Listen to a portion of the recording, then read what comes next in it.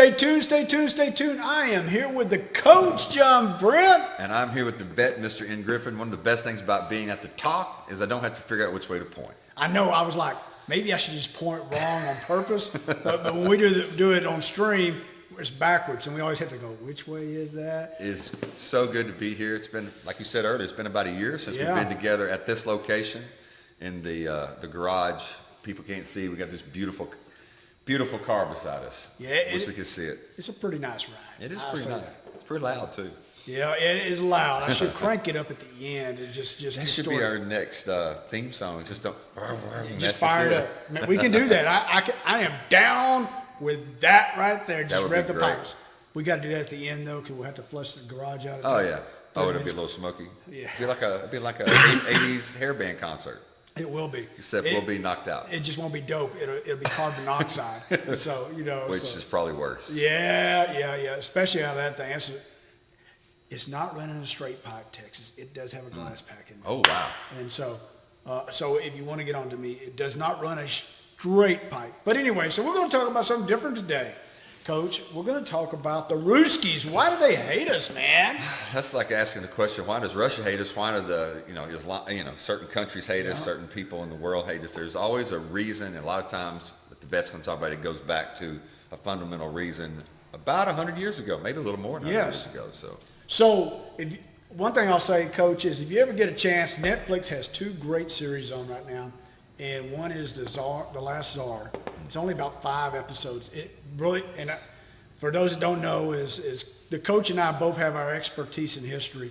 And I really dwelled a lot in the Russian Revolution and then anything with tanks. So if you want to talk about tanks, I was the Tank Automotive Armament Command Sergeant Major. I did my thesis on the tank, so I'm pretty darn good with the tank. But the Revolution, that's a good one. It's a 5-part series, and then there's one that's just only 47 minutes, and probably you need to watch that before the Tsar one, and it's called The Russian Revolution. And actually, people don't know this. There's like 3 revolutions in there. It's just one of them actually happened to stick. Let's just say it like that. So, why do the Ruskies hate us? That's the age-old question. Capitalism and communism. Yeah, that has to play, but we kind of stuck it in their eyes, man. I mean, at the end of the day, during World War I, and people will remember right, in World War I, the big thing for the Allies was to have a 2-front war with the Germans because the German had the most powerful country in Europe. And so the Ruskies were on the east, the French and the British were on the west, and then they had the revolution, and the Ruskies says, we're not fighting no more. And that's actually, people don't know this, is what perpetuated the revolution, is they had fought in the Russo-Franco War and lost a lot of people. Then they're fighting in World War I, which was called the Great War, and they lost so many people there. They lost, I think the number was Russia lost 8 times as many as everybody else. Wow. So they're going, why are we dying for something we don't give a crap about? So that's what perpetuated the revolution. And the Tsar, of course, as you watch those series. But Winston Churchill had the bright idea of like, dude, y'all turned your backs on us and left us hanging to a 1-front war. And he got pissed about it, and he solicited from America for us to send troops over to Russia and invade them. And we did. People don't know that. Even after the war was over, we still had troops in Russia fighting the Red Russians and for what was called the White Russians. And the White Russians... I thought that was a drink. It is a drink. It's a pretty stout motherfucker, That's what I hear. But the White Russians were the Tsar's family, and they were very close. They were only like a day or 2 away, and they probably would have saved the Tsar and his family. And the Red Russians, like, okay, the Bolsheviks sit there and go, okay, we need to go ahead and execute the family. And, they did went and killed kids and everything in a little bitty room. But so when people ask, why do the Russians hate us? It stems from that right there. We invaded their country. I mean, sure. No bones about it. And then, of course, things evolved after all that. Yeah. One thing, though, is what a lot of people do not know is early during the FDR years, he had sent people over to Russia as liaisons to study their dams and their power generation so he could bring it back to America. Wow. And Did not know that. If you get a chance to ever read by, I can't say her first name, but last name Shales, Shales, The Forgotten Man, it was a New York Times bestseller. It goes into that, and it really talks about that FDR had, wow, Russia's got this going on. Then the Soviet Union has got this going on. We need to mirror that in our society. And that's actually what came with the thought process for us to have dams and things of that nature. So anybody says, we don't like anything Russian, well, you ain't got a clue about our history, to be quite honest. Right. So I thought we should lay that first set of seeds down Sure. there, Coach. And as we all know, things evolve. Go ahead. You got any questions on all that, Coach? Or? No, not really. But one of the things that I was thinking about when you were talking about it and being a coach, and also both of us being sports lovers, and a lot of our people that listen to us love sports, and we talk about it a lot, is I think everybody needs an enemy or a rivalry. Yeah. And I think ours has been Russia now for 100 years. We had the Cold War and all that, but I think sometimes you need that to bring the best out of both countries, really. But after World War II, we became what we call a superpower, and there was this race to the moon and race for arms and race for communism versus capitalism, which is going to work, and we just thought we'd just outspend them. Yeah. But we needed that to get to where we were to be the greatest country in the world. I don't think without Russia after that as that kind of an enemy, as I hate to use the word enemy, but that kind of person that we are having a rivalry with, we would be as great as we have become, because you've got to push yourself. If you're playing Prairie Land every week, or if you're playing, back in the day, Mount Vernon Den, then you're not going to see how great it is. And you need to play the Dangerfields. You need to play the Sealeys. You need to play the Cuero Gobblers. Yeah. In the playoffs, just to have that, and then you continue next year to get better, thinking about those great teams. I think everything we did for a number of years was with Russia in mind. Getting to the moon first, or getting more things going in our military was always had Russia on our mind. So why do they hate us? Why do we hate them? We could ask that question, because when I was growing up, there was a lot of things where people were looking at Russia as the enemy. Look at Red Dawn, the movie. Yeah. It was all about them invading us because they were the bad guys, and a good guy, bad guy. So there's a lot to go through that. So, I think those are good points, because if you look at the end of World War II, we had the bomb. We were the first ones to develop it. We solicited the right people from Germany who was on the path to do it. Is bottom line. And the Russians didn't. They solicited the wrong people at the end of the day. Let me back up a second, but that's critical. But let me back up a second. People don't realize this, is that we all talk about the sacrifice American soldiers and service members made, like on the beaches of Normandy, and they are huge. They are. That's a fact. But I will say this, if you really dig into World War II, Russia probably would have been in France 2 years later, no matter if we were there or not. It would have just been 2 or 3 years later that they were getting their industrial base turned up, thanks to our land lease program, and we sending them Fords, and they chipping the names off of them, putting their own stuff on there. But they were getting their program up. So that's one. But two, on the competition side, we built the bomb. And so we had about 5 years that we were like, dude, whatever you want to do, we'll drop the bomb on you. Shut the flip-flop up and call it a day. Then all of a sudden, they shot that darn thing up in space called the Sputnik, and we was like, oh, shit. We rested on our laurels, and we did. America did. We built the bomb like, all right, we're the baddest thing there is. We don't need to worry about nothing else. And then Sputnik happened, and then we realized, uh-oh, we might be in trouble now. And then that caused the Cold War to exacerbate tremendously, and that pushed the best out of America. And like you said, we basically outspent them, and because capitalism does prevail over communism. Yeah. But that was what perpetuated a lot of things. If Sputnik would have never happened, we'd probably sit here and not be with cell phone technology today, to be quite honest, and things of that nature. All those things are, when you think of all the modern technologies, we probably wouldn't be having half of them, because we didn't push the innovation envelope in an effort to provide defense for our nation if it came to the old crap. The M1 tank probably wouldn't even be here today.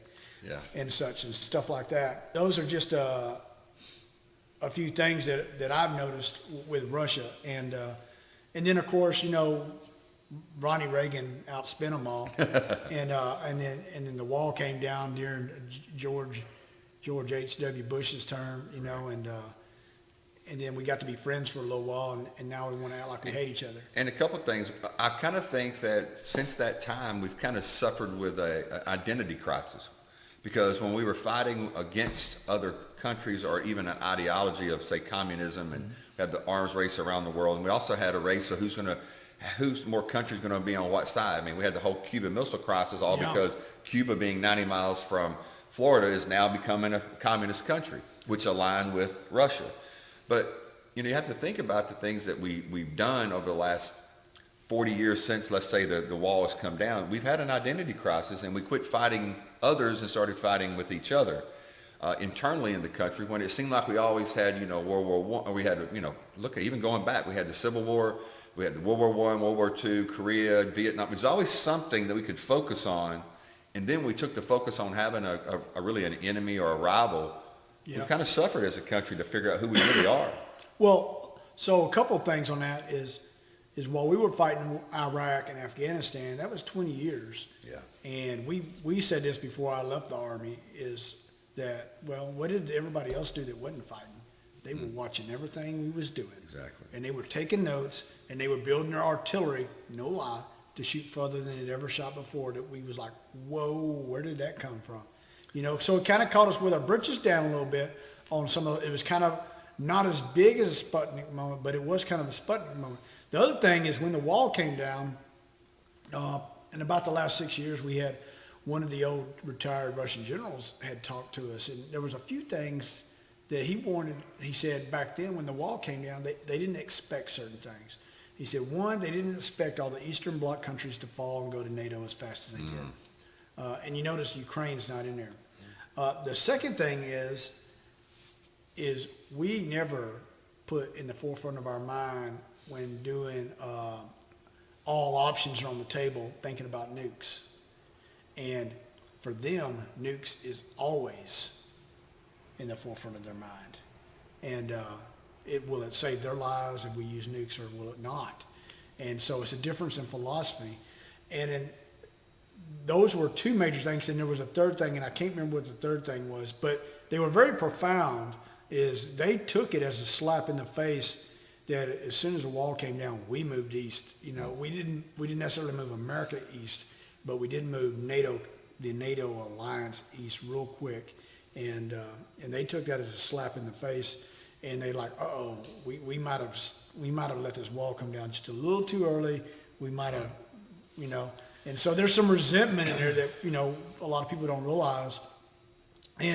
But with Russians, you know, resentment can happen for 50 years, and all of a sudden rears ugly head. Exactly. You know, we have the thing called the Hatfields and McCoys, you know, but this can go all the way back to 1918 when we still had troops in actual Russia around Archangel and things of that nature. So that's kind of interesting. Yeah, and you know, your specialty, you love studying, you know, the Russian part of the military, and your military history is your thing. My thing was the beginning of the country. I love from the 1607 to about 1803, Marbury versus Madison. That's my time period. But I always, when I teach kids and talk to people, I say, okay, how does that apply to today? So let's fast forward.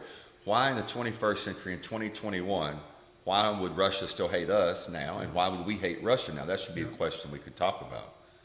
Yeah, and so I think one is deep-rooted elements there is we just never let bygones be bygones. And then you notice in society in America, we have problems here in America that we haven't had slavery in over 160 years, 70 years, something like that.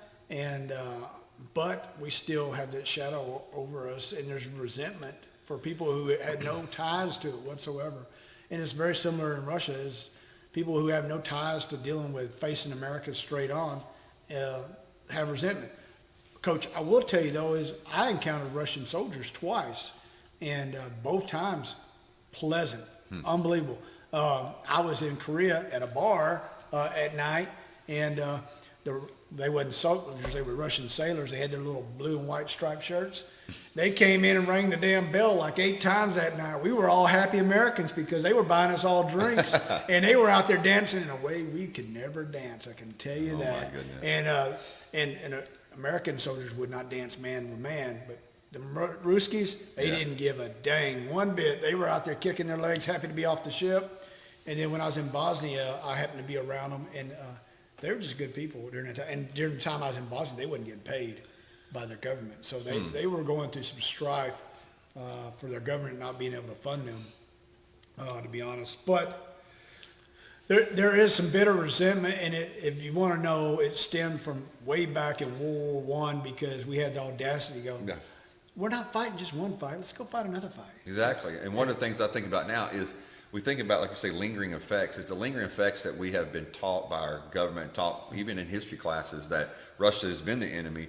And there's always 2 words that I use and when I teach history. The 2 big P's are propaganda and perspective. Yep. Is there still the propaganda going on between our country and their country that we're supposed to have this lingering effect, when really it's not that bad? Yes, we have spying on elections, we have spying on emails, we have certain things going on, but is it really as bad as it was in 1961 or 2 when we were at the brink of war? But we hear from time to time that this whole Russian thing and shouldn't be close to China thing, and is it really that bad, or is it really something that the government needs or the people in power need to kind of keep this going to make it feel like they're protecting us? Well, we needed a Russia propaganda story for the last 4 years. You dang right we did. We had to have that. Collusion, huh? Yeah, after the Democratic Party paid for the dossier, we know that for a fact. Yeah, it was played by Hillary Clinton's campaign. Yeah, we know that for a fact, and we know the dude lied. But we stuck on that for 4 years because we had to make somebody the enemy that America would get behind to not like the president. There you go. That was the bottom line. And just like we said, the propaganda part of this, yes, the Cold War ended when the wall went down when George W. Bush was there. So you take that time to now. Only in the last 5 years has Russia been an everyday conversation in our media. Yeah. And you take the 20 years prior to that, Russia wasn't in the conversation very much. We're dealing with Muslim terrorists. We're dealing with things around the world, Iraq, Afghanistan. But as soon as Trump gets into office, it seems like this whole Russia, the whole bad enemy, comes back up again, and we talked about it again. Well, I will say this. Russia, in 2012, 2011, we pulled tanks out of Europe. And it wasn't a year later that the lower part of Ukraine, Crimea, was invaded. Wow, President Obama, way to knock that one out of the park. Pull your strategic asset that deters the enemy from doing something. What'd you say? You said to me before, name the last Democratic president that knew how to deal with foreign policy. And we went a long way back. It was Truman. It was Truman. Definitely wasn't JFK. It was Truman. Because he goes, I'll bomb you, shut up. But he had the power to do that. We're going to need to have a podcast sometime on the legacy of JFK if he would not have been assassinated versus his assassination legacy. We might not even, people probably wouldn't even have that high of an opinion. Absolutely. Only the special forces is grateful for him for making them happen. But yeah, and then look at where we're at right now. Russia's on the skirts of saying, man, I like that Ukraine place that used to be ours. Maybe it should still be ours. Who are they going to be scared of? They're not going to be scared of us right now. That's for sure. 'Cause we sure ain't got no tanks in Poland. Nope. I would have put a division in Poland a long time ago. Nobody want to listen to me. But moving along. Yes, sir. So this is our little piece on Russia. Tell us what you think about it.